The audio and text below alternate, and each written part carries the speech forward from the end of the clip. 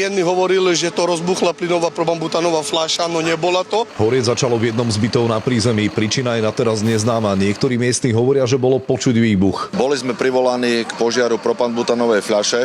Nakoniec sa informácia doplnila, že horí byt v bytovom dome. Niekto vravel, že bolo počuť nejaký výbuch. A bolo zo plynovej. Nie, to z komína. To z komína. Viete, však to už dá 30-ročné bytovky, alebo neviem koľko. Takto utekali obyvatelia bytového domu pred plameňmi a zadymení. Mnohí aj cez okna. Túto noc sa domov zrejme nikto z nich nevráti.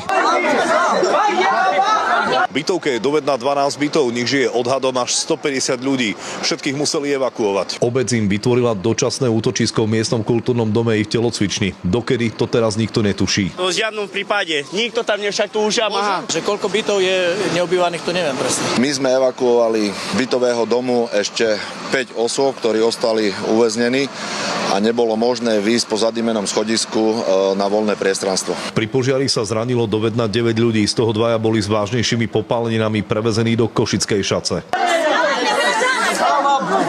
Zásah bol vykonávaný s použitím autonómnych dýchacích prístrojov. 2 osoby boli vyvedené pomocou evakuačných masiek. Ďalšie 3 osoby boli nechané v byte v relatívne bezpečnom prostredí až do odvetrania chodby. Až po odvetraní a lokalizácii požiaru boli tie ďalšie 3 osoby vyvedené na voľné priestranstvo. Z Lemešian Vlado Jurek, televízia Joj.